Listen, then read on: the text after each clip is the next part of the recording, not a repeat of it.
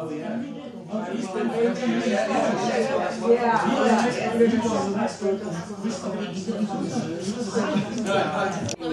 No, so long entry was 1997, so that was obviously before. I mean, I think that's right. I think it's difficult because there's so much. Well,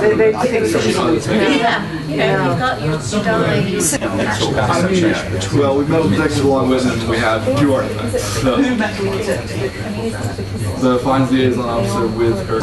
After which, So, I mean, renditions described as a royal bill, isn't it, by Bede? Oh, I thought it was the Vicus range. Right, well, thank you very much. I think the conversation seemed to flow. It certainly did in our group, and just hearing in the other groups, it seemed to in your cases as well. So, basically, what I'm going to try and do is capture all of these amazing insights that we've had over the last hour, hopefully. So I'm going to take each question in turn, starting with antecedents. So who wants to kick off? Which group would like to report back on that? Sarah, obvious person. Well, we got started by as a group, we didn't feel it was very useful kind of distinguishing perhaps Roman or prehistoric antecedents, so that the picture was more complicated, more interesting. We started to talk about the idea of kind of social rhythms and the natural landscape and the altered landscape being part of the same fabric that's being used to create building blocks for new narratives for these elites. And I think we talked about epiphenomenon. Oh, yes. Oh dear, how do you spell that? Do you want to just expand slightly on epiphenomenon? Where we were getting to was that people, we weren't really believing in the appropriation of past landscapes as an informed view of that's prehistorical, that's really. What we were thinking of was actually people use the inherited landscape and tradition, that the way in which that landscape is used is through dialogue with the landscape, within the group and between groups, and so you get an within the tramway of tradition.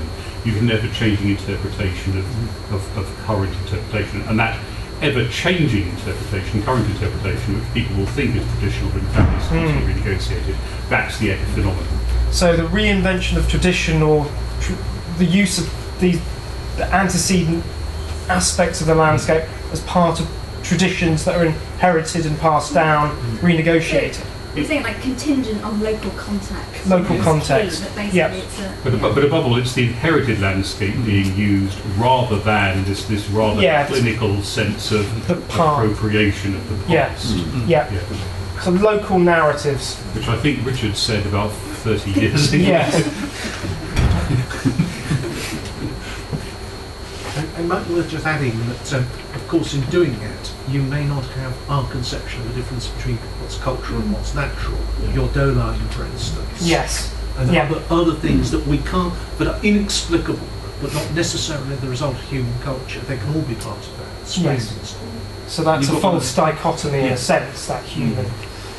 Yes, we were concerned about what one of us called correlation or causation. That is, given that there's very heavy prehistoric settlement, and in some areas there are only sort of limited sites that you could use for farming or for building of any sort of, that you're almost bound to get some coincidence of sites, even without people looking out for it. So although we agreed that in some places, Liminge was given as an example, a prehistoric barrow might be sought out and centred upon, that in some parts of the country there's really very little choice, if you're going to have a settlement of any sort of area, about knocking up against various sites that were there already, whether prehistoric or Roman. Yes. And we did wonder, with the Roman interlude coming in, whether I mean, prehistoric would definitely be relict, but would there really be, how much understanding would there be of what those sites might represent? Yes. Yeah. I think that goes back to the importance of thinking about the local social context. Okay. Any additional points on? We have a couple of rather more, if you like, concrete points. What did these prehistoric monuments, barrows, take the obvious example, what did they actually look like by the 17th century? How many of the 7th century, and how many of them were actually visible? And the possibility was raised that actually they might have been, before they became sites of residence, they might have been reappropriated, if that's the right word, for pagan religious purposes, whether it was totems or something stuck on them or whatever. So they had been recreated or whatever as special places before a residence was placed there. Yes, one point about that is we know that a barrow is there, a ring ditch. What we don't know is how it's been modified since the Bronze Age. Yeah. And in particular, we don't know what features there may have been on top of a mound that's been completely removed. So previous phases of appropriation. Yeah, we had some, on that note, we're interested in the development of pre-Roman tribal centres as a perhaps way of as a comparison of sorts, to see what the antecedent landscape was like for them and how we might relate that to our current issues. We also raised the point that we didn't really talk about it much yesterday, but the Roman, and not really we don't want to create this dichotomy of Roman and prehistory, but the Roman antecedents are probably a lot more important than we necessarily acknowledged yesterday. So lots of places like Cowdery's Down is very close to Silchester, for example. They are in the wider localities of these quite important Roman centres. Do you want to say your point about the psychological impact it has into them? Yeah, if you look at it from the continent, I can't imagine that the prehistoric landscape is of any importance to the early Frankish kings. There is an enormous Roman landscape filled with stone buildings instead of wooden buildings. So when I often start a class about trying to explain what it might do to persons in the early Middle Ages, it is Clovis. Imagine Clovis riding up to the town of Reims, where he will be baptized by Bishop Remigius. He will ride in northern Gaul through a landscape filled with ruins of villas. Look at the photographs of Roger Agache in the Picardy. There's a villa every 500 meters, and most of them are in ruins. So he's driving through this ruined landscape, and then he is getting to the gates of Reims, one of the few cities where the bishop is still in the middle, not against the wall. So he drives to this gate, and then he drives a few hundred meters left and right to him, to the ruins of a Roman town. When he finally gets into the center, where the bishop and the bishop's palace is and the new church is, etc. What do you think this does to a Frankish ruler in his mind? What will his perception be of the Roman Empire? Built in stone, entirely built in stone, built to be there forever. When they build these villas and these temples and these Colosseum and so on. And there is everything in ruins. What do you think that the perception of Clovis of the Roman Empire is? So, and what use is he going to make of this landscape? What am I actually ruling? There's settlers in wooden huts between these ruins of Roman villas, and that's his people. So what does this do to what does such a landscape do with new rulers? I mean, that's not peculiar to the continent. I mean, I think Barbara, you mentioned that it really brought home this image of Canterbury. To rulers. 5th century Canterbury. That is a reimagining of 5th century Canterbury from a catastrophist point of view. That's the worst case scenario. I heard Brian Ward Perkins talking about this in Rome, and the idea of Rome being largely in the 7th century largely squatter occupation. He said, no, the idea of squatter occupation is a nonsense. You've actually got, yes, the old stone buildings have to some extent deteriorated. They have they've been remodelled, and you've got wooden sections, put in between them. But it is not a landscape of ruin. It's a landscape of repair and adaptation. And so I would put it the other way round. I would say he's not riding through a landscape of ruins.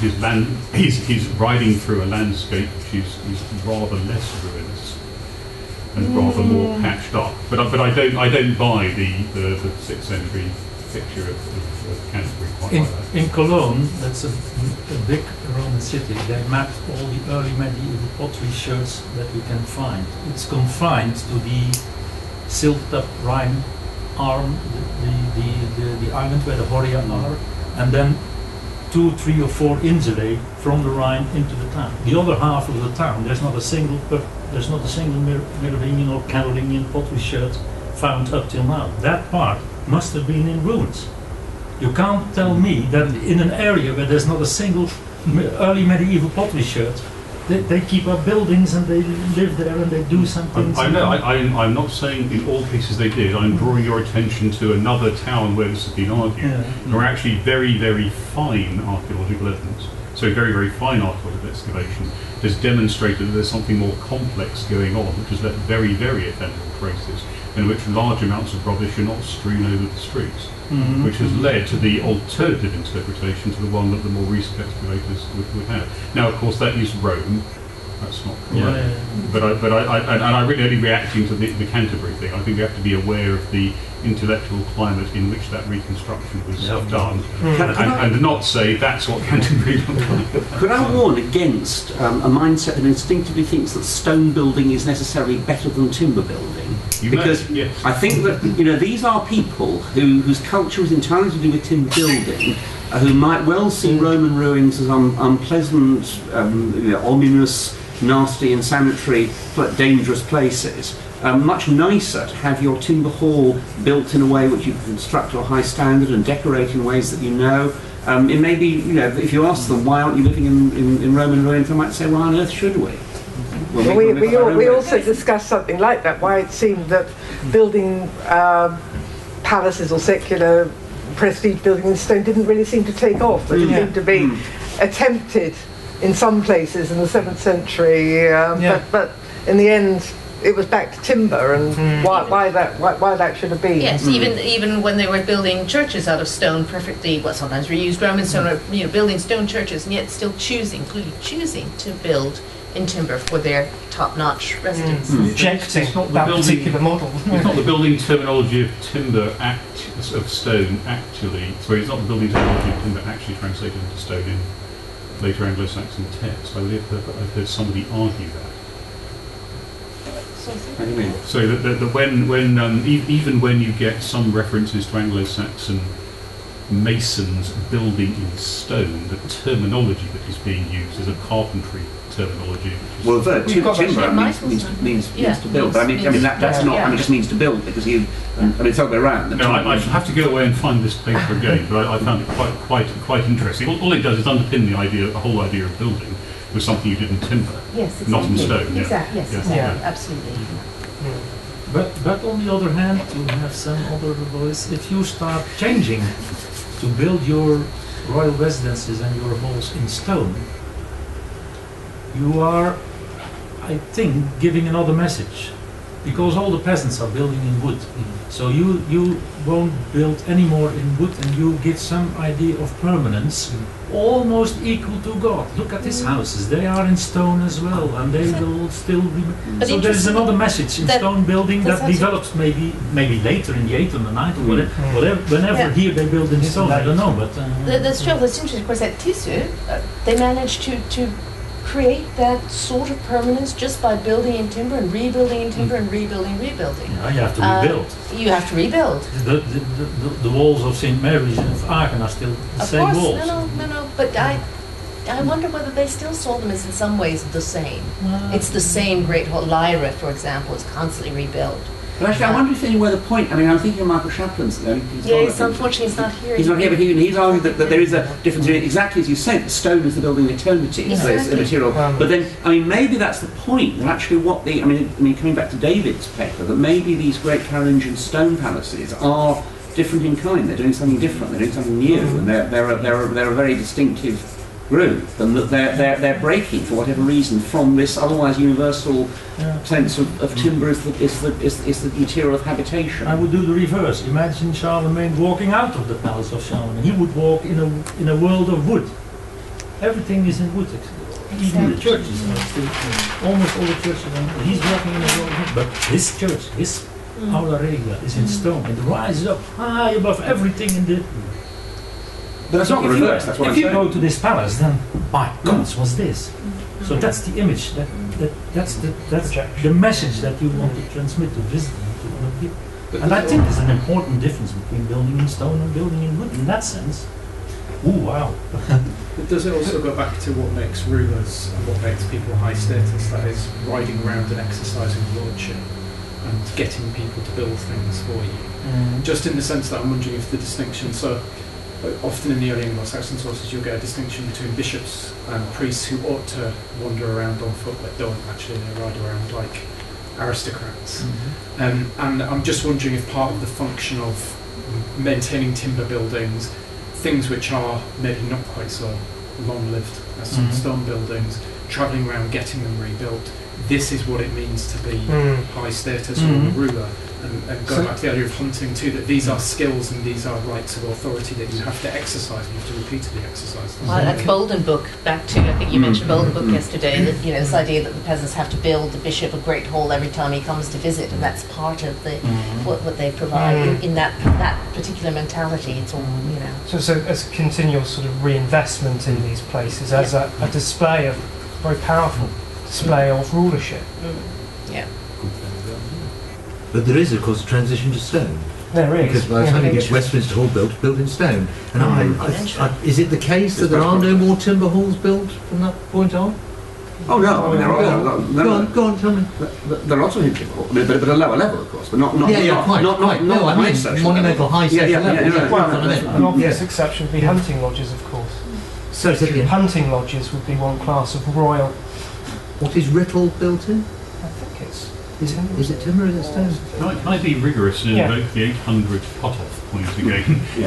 The seminar, and just make the point, so I think it's important actually what Fran said and what Helena said, which is that yes, there are stone buildings of the now period. They are inevitably a handful of churches. In one case, built in the Roman manner quite explicitly, and therefore bringing an entirely different cultural message.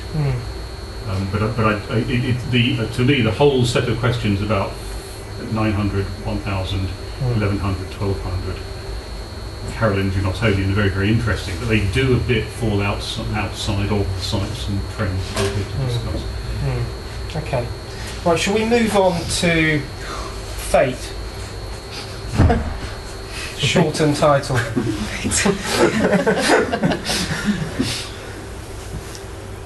Any points that were raised on?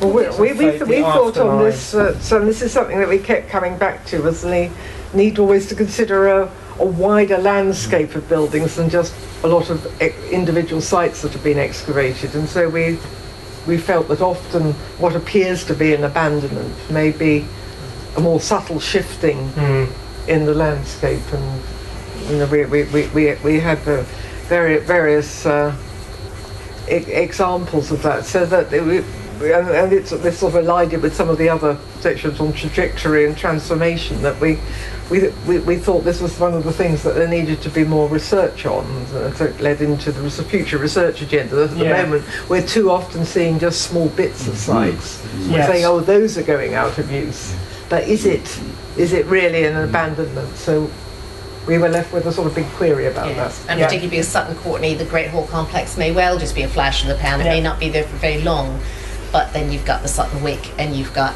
the Chateaus and so on. So clearly there's something going on a very large scale over a much longer period of time than just the Great Halls. Lovely though they are. We certainly raised that issue in our research agenda question. We can feed in the. I mean, we particularly thought as well about the idea of the complexes themselves being phased in that landscape, and we're focusing very heavily on that, because there's a populated and long-term biography to what's happening in the landscape. And then we also, connect it to what we were talking about earlier for one, which is the idea of deep economic and social rhythms, and that might be the mechanisms that lead to continuities and discontinuities. And something Dave has now left us brought up in our group, which is just the different cycles of activity associated with different social spheres. So you will have the agricultural cycle, you'll have the cycle of royal visitation or not royal visitation, you'll have cycles of festivals, all of which will intersect. So you've got periods of intense activity, periods of lack of activity, long-term agricultural cycles, short-term bursts, and one needs to factor that into understanding how the places, what life was like in these places, from day to day and month to month, as well as looking in the long term. Yeah. Yeah. The other thing we've noticed, again, it feeds into the research agenda that Barbara's raises, is wouldn't it be nice if we actually had comparable data sets constructed a comparable set of questions for the 7 or 8 great halls of the sites known from the country, if for Action Rock, Hatton Rock, Action, Drayton, Sutton, Courtenay, we had the really extensive geophysics, the metal detecting. If for Sutton, Courtenay, Rendlesham, we had some really nice extensive excavation with the large scale legibility and rule assemblies and so forth. So it's an aspiration which will remain aspirational, but it does hamstring our group comparative discussion. Our group was saying exactly the same, and in fact, we were saying, well, first of all, we started rather wildly. Let's strip the whole of the achievement site, excavate that totally. But actually, perhaps more practically, I think one could.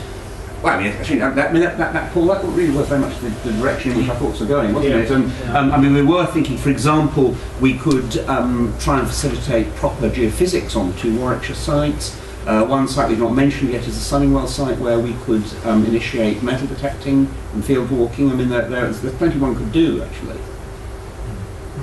Just to add in, but we were also talking about concrete comparative environmental sequences as well, in terms of reconstructing their place and impact in the landscape. It's hugely important.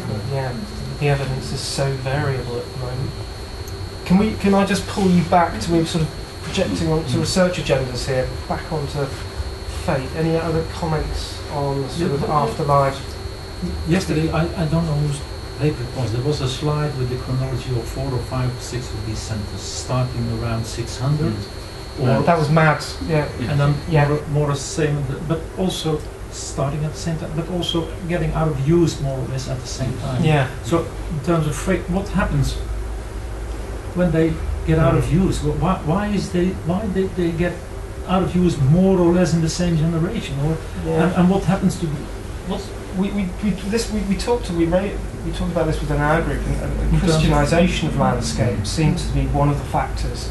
I'm not saying it's the only explanation. There's probably a wider package of causal factors, but that's one of the, in the Scandinavian context, that certainly leads to a reconfiguration of landscapes of power and move to new stable settlements. And do they just leave them then, or? Well, that's interesting. To what extent are these? And it's relevant. Barbara brought this out. To what extent are these places actually forgotten? Because the tendency is when sites are abandoned, we seem to make the assumption that they're forgotten. But there are other ways to remember and memorialise these places.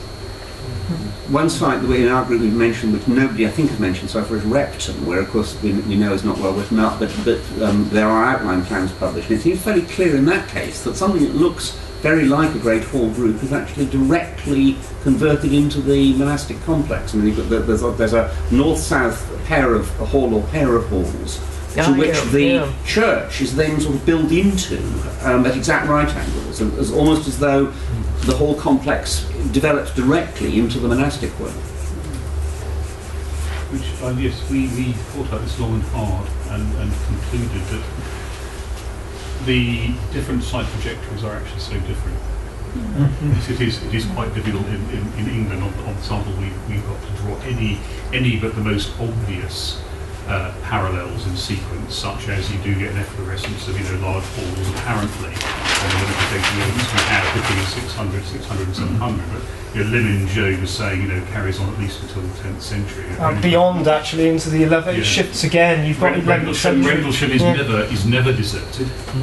Yevering goes out of use apparently completely. So we do have a real range of trajectories according to whatever local and regional circumstances were there. It's actually, I think, very hard to to generalise. At the same time, you've got a much longer sequence of monumental buildings which are quite short-lived and tend to occur in periods of sudden change. From the very beginning of farming in Anatolia with Göbekli Tepe, you work through, if Mats was here, he's got great examples in Jutland in the Bronze Age, Navancourt, and in Ireland. It's a recurrent phenomenon of which it's as if domestic architecture is suddenly writ large just at particular points, and those points that I'm most aware of are points of sudden crisis, sudden change, and they're not very long-lived. There's a whole series of these places in a very long trajectory, which is, let's face it, 10,000 years. The same sorts of things happen again and again. And you want an analogy, which is certainly not a parallel, for these enormous halls. The late Neolithic of northern France, at the point where metal suddenly appears, the world opens up. Suddenly they're building 90-metre long halls for a very short time, and then they disappear again. So there's a recurrent phenomenon which we obviously have no documentation for beyond field archaeology, which keeps coming, and in a sense it's quite interesting to look at the contexts in which it happens and see if there are any commonalities. And I think in some cases there are. Some cases there certainly aren't. And the contrast we saw yesterday between two sides of the North Sea, I think, is very telling. The different chronology, and we talked about that. Any other points that people want to make on trajectories? We can moved on to that. I suppose we had one final point, which is really the idea of remembering and forgetting that some types take on, more seminal presence, and I think it's due to baptisms and deaths, and why do people return to get married twice as a residence? Because they begin to take on perhaps important elements in the narrative of that particular family or that particular dynasty. But that could work in another way and lead to why you abandon a place, because there are it ceases to be. It becomes negative. The narrative of power. You also raised the point about sites where something terrible may have happened, and there's different dynamics depending on the population you're bringing to it. If you're bringing a local, regional population to it who are aware of that past, you may not want, if you are a subsequent ruler plugging yourself into that region, to use that as your site, if that is well remembered as being a site at which was burned or massacre took place, or whatever it would be. That's going to be very different if you're thinking about bringing populations in from wider areas, for instance, to a particular site for an occasion. You may not be aware of those associations. So there's dynamics about the people who are being brought in, the memories that they've got of those moments. And forgetting can be a very active cultural process. It's not simply attrition of time. It's effectively the rejections of one past in favour of another one.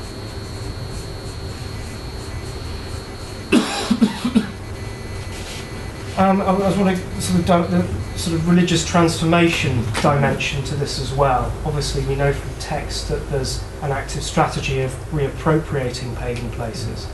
But I wondered to what extent, I argue that Limage, I don't know if I'm so convinced anymore, that the reason you have this very decisive spatial shift from hall complex to monastery actually wasn't about, I didn't, in my mind, have the shift from secular to religious, but actually Christian, the sort of tensions in that landscape, because previously it had been an important pagan place of cult. So I'm wondering whether that's something that we might be able to sort of think about in relation to the trajectory of other sites. There's a lot of things going on at the time of Christianisation, so it depends whether you see Christianisation as what's moving it forward, or whether Christianisation is part itself of changes that are taking place in kingship. And if you see it in a slightly different way, then the royal you can see royal residences, what's making them shift, if they are shifting. Yes. That the Christianisation might be just part of that. It might be part of other changes as well.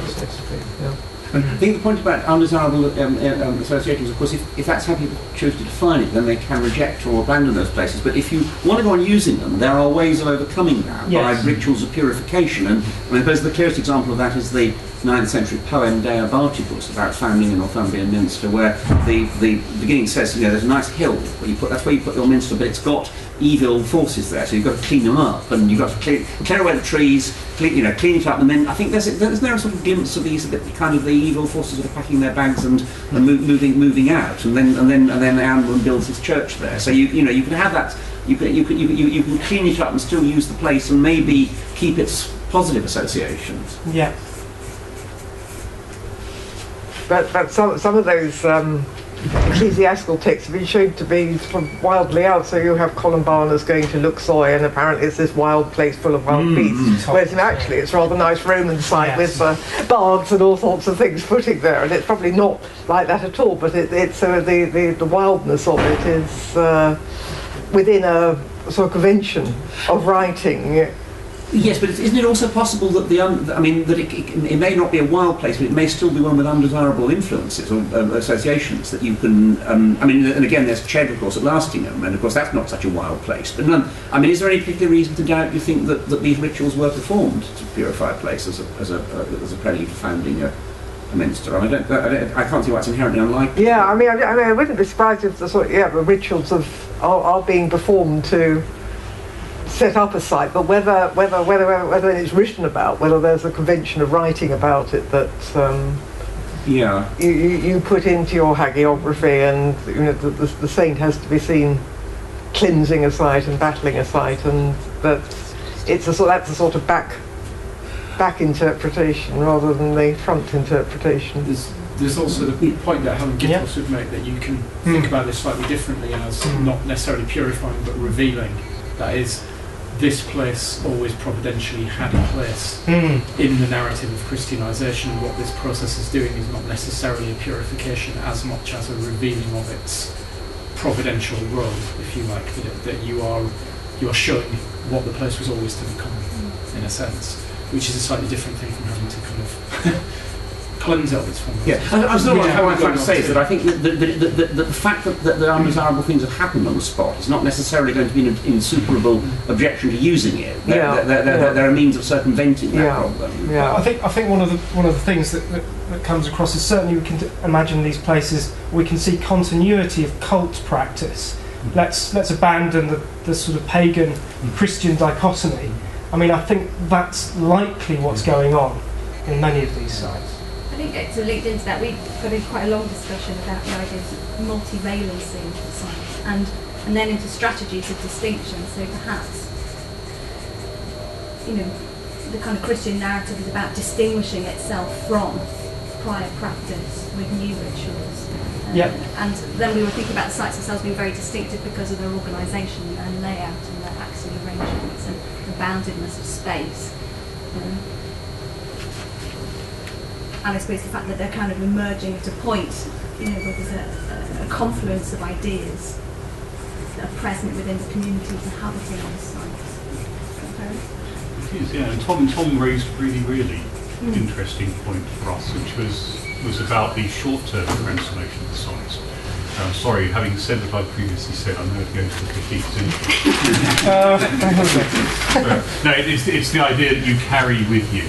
If you are genuinely peripatetic, or you carry with you the trappings that allow you to reconfigure and decorate the internal space in the way that you want. And you can do that either in the form of hangings and mobile partitions, from place to place, or you can do that along with tents and so on and so forth. So the thing is, we know nothing about the built environment of these sites, actually. We can imagine them, but within our imaginings must be this ability to reconfigure and transform at very, very short notice through textile, through hangings and furniture. Indeed, it's true. What little furniture we know of from this period does tend to be the sort of thing that you can easily fold up, take apart, and carry with you.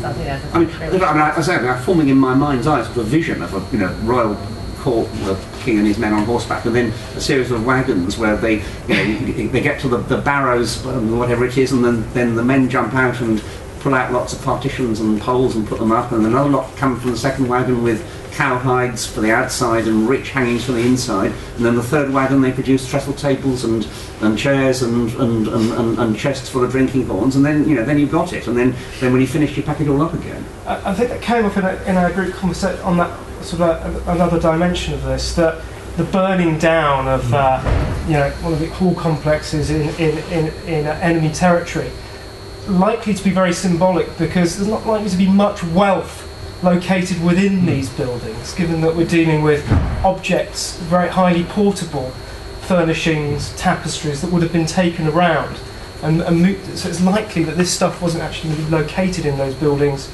for any prolonged period of time. They just would have been empty shells. The point would be to burn down the building itself. It is the building that's the thing. But how often was that happening? Well, probably not very.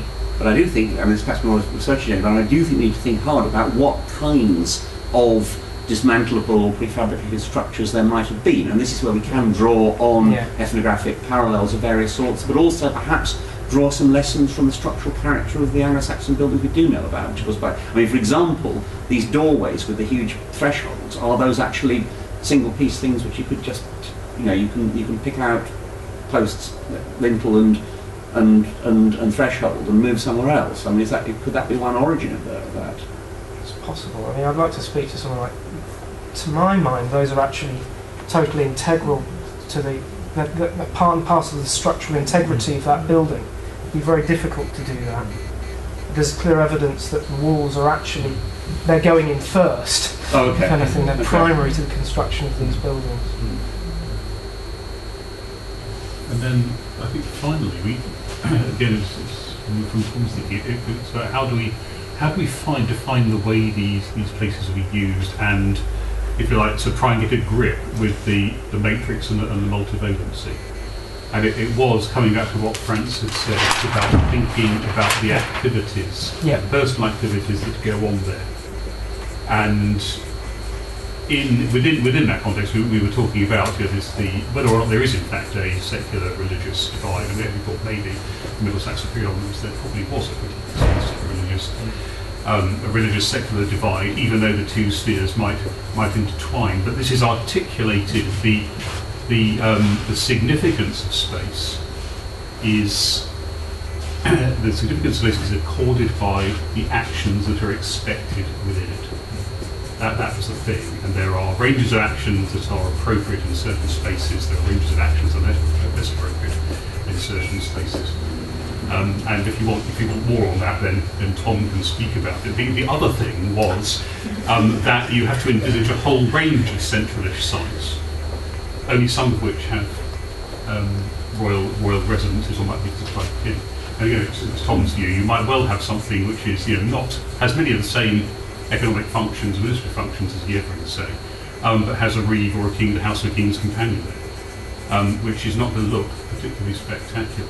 It actually serves a whole range of the same social administrative functions as a site which has periodic residence. Do you want to say more about the transformation, what characterises space and the transformation? We were just trying to think about what religion is, and whether religion in the Latin sense of religio is something that people do, that certain people do, and it can be done at times by people who are not clerics or monks, so that they can undertake religious actions. But in the minds of people, there is a distinction between those who do religion and those who don't. And there might be within particular spaces, it's perfectly possible that you get people doing religion who are appropriate to do it, but the way in which that space is thought about conditions how that is received and how it's understood. So, for instance, Bede's story that was invoked of Oswine granting a horse to Aidan, who grants it away to a poor man. The king confronts him in the feasting hall, I think. And the power of the story is that not only does Aidan not take the lesson from the king that he shouldn't have given the horse away, he stands up to him and says, "Are you really telling me that the life of a horse is worth more than the life of a human being?" Aidan, Oswine then prostrates himself like a religious person in humility in the royal feasting hall. And I think, in a way, what's shocking about the story from Bede's point of view is that all of this is happening in a space which is under the authority of somebody who is not primarily a person who does religion, is being stood up to by someone who is primarily someone who does religion in a space that he shouldn't be, inverting that. And so what we were trying to think of is, at the time, you might well understand that space is not primarily for those religious functions, and behaving religiously in them might have very different connotations from doing it in a monastic context, if that makes sense. And I don't know if that, but that it's held in the head and it's about people and about the authority that people have to behave in certain ways, rather than being about space itself. But that conditions how you receive things in those spaces. So we were trying to get to how we would trying to sort of have the first thoughts towards methodology of how you would take Francis' view of the range of actions that are undertaken at a place and how these might relate to space in our definitions of it. And how we might think that through into ways in which we might then use actually to address the material evidence. I'm not sure we got there, but I thought what Tom said was really, really helpful in helping you conceptualise how space might have different resonances and its significance might be constructed in different ways.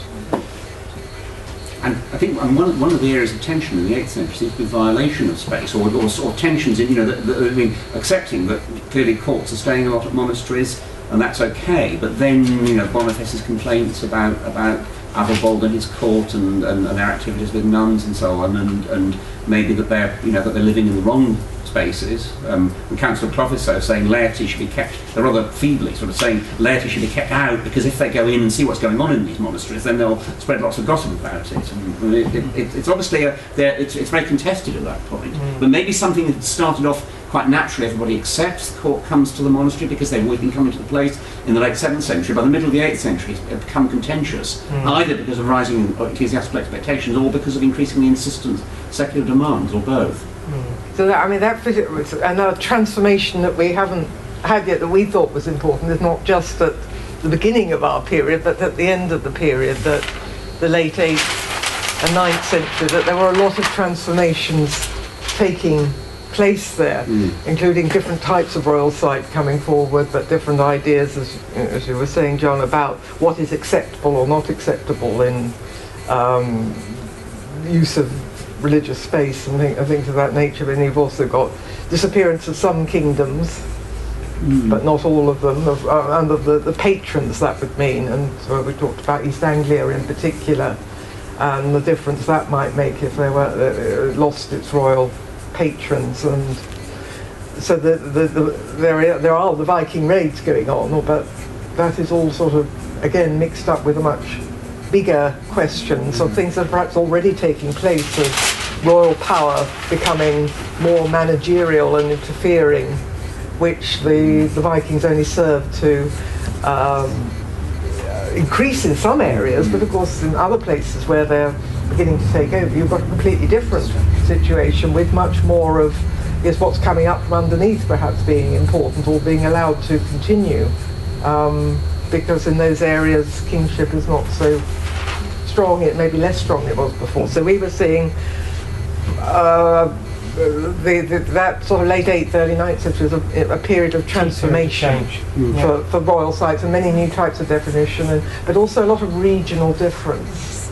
And that was one of our themes, wasn't it? Regional difference. Yes, and that perhaps we're being lulled into a sense of uniformity by the architecture of the great halls, which clearly is picked up on, in different kingdoms, or very much at the same time. But just because all the great halls are much of a muchness, I think doesn't necessarily mean that all these complexes developed in the same way in different regions. And yes, regional variability came out in our discussions quite strongly. One thing that struck me, yesterday morning, it's putting it very crudely, but there's a sense in which one might say Lyminge plus Rhynie equals Yevering, in the sense that you've got, the building complex is very similar, but Rhynie has got the great palisaded enclosures. Maybe that Northumbrian group, which has these palisaded enclosures which the southern sites don't have, Warwickshire sites don't have, the Kent site Claddagh's Down doesn't have, are they perhaps reacting to this Pictish display of 100 years previously? Yes, or as a hybrid.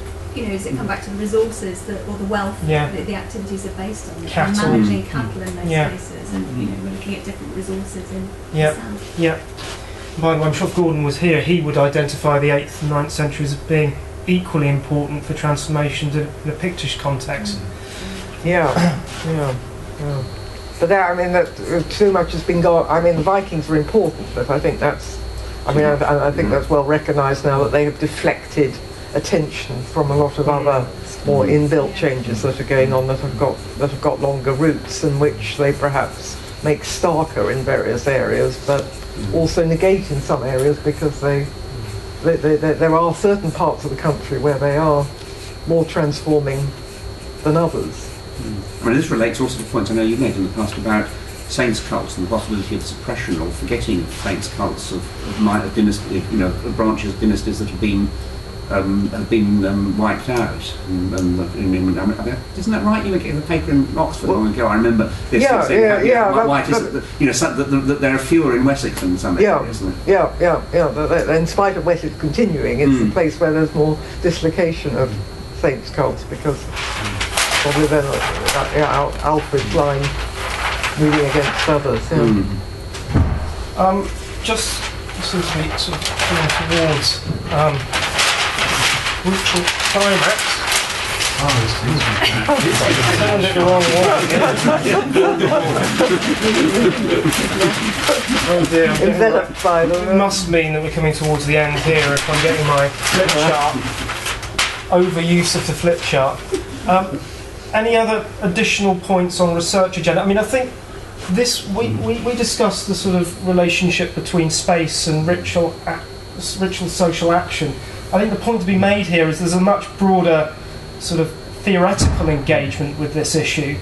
I think medieval archaeology generally is quite slow to take on some of these theories and concepts, and I think this is one area of early medieval archaeology that really could profit with some of the interesting research that's been done on practice, performance, particularly in the context of ritual.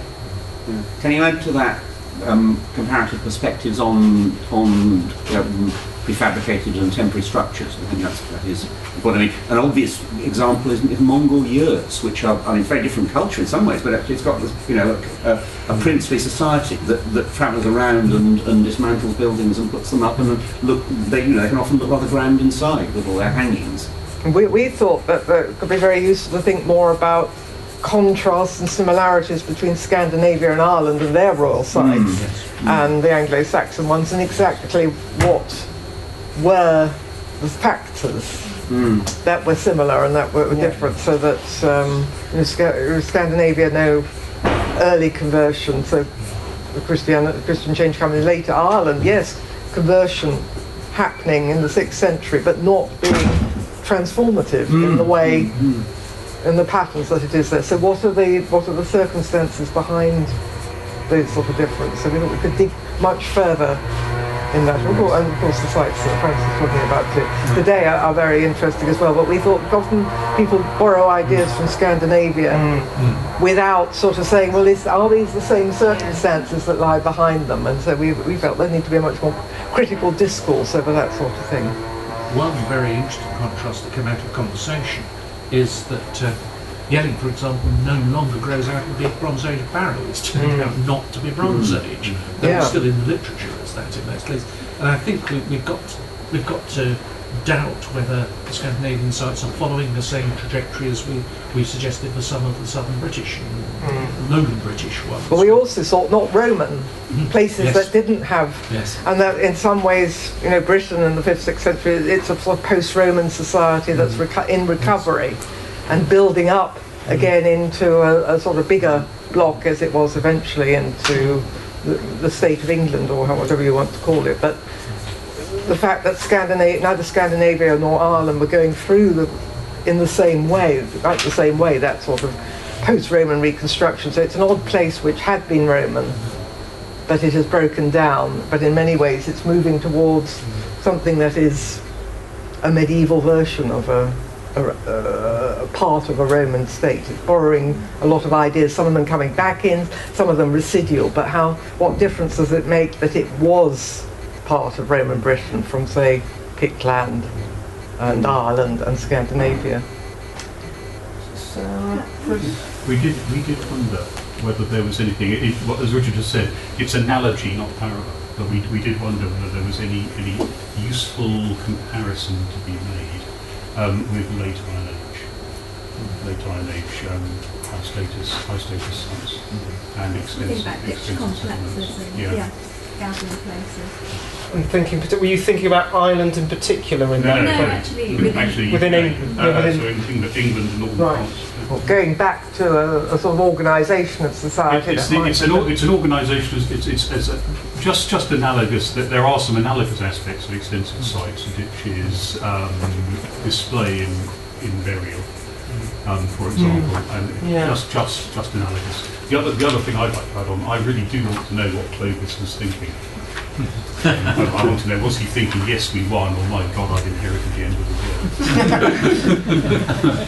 world. And then I'll get baptized also, or what will bring this. The other thing we ended up discussing really was, what's your point, Chris, was about these places of transformation of wealth in some cases. So how do you turn the resources that come into these places into the gold that turns up, perhaps, in high status contexts? Yeah, so it's particularly in the context of Rendlesham, and I think we certainly have something which suggests that the social economic infrastructure behind that site indicates something far more complex, probably with far greater geographical range than we have hitherto accepted for 6th century southern England. And a whole set of questions around the social and the social economic relationships come out of it. And the core one is, okay, how do you turn at that period the landed surplus into negotiable wealth? Do you do it by maintaining a retinue which you can hire out or use to lick other people's wealth or to get slaves and trade them? Is there a dominial surplus of some sort, or an extractive surplus that's being traded? Are you trading in effect, crudely political support for gold, or a combination of all three? Is some sort of patronage control of access to specialists from bards through to metalworkers part of this as well? But there is an unknowable there at the moment, which I think is a really major question, which is how do the early medieval elites in England translate what must be a landed surplus into political capital and into couldn't it be that the halls themselves are helping to do that? Yeah, exactly. That's one of their primary functions. Indeed, it that's is. A really interesting but point. There's a series of negotiations there which we can theorise, but we have no answers to yet. But which actually, some of which we ought to be able to get answers to through, for instance, the environmental data, the animal bone data. And again, just David said, he was talking about the isotopic information from the late Iron Age, which shows that some cattle are coming half the length of the UK in order to be stored and eaten. Now, at Rendlesham, what we do have is some very, very large cattle in 7th century context.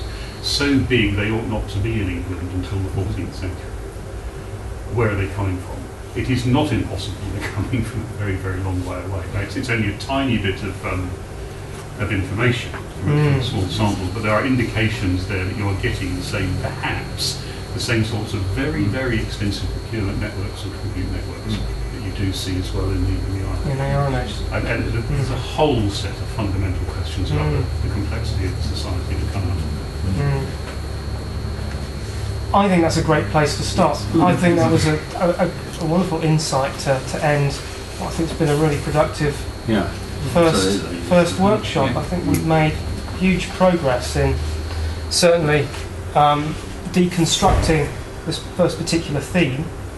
I felt that exercise, this last couple of hours was worked very well. It was a bit experimental, but I think it worked better than just a general, what threads can we identify from the last 2 days? I think it's far more constructive than that. So thank you very much for contributing. I think you all deserve a bit of a round of applause. Yeah, well, thank you.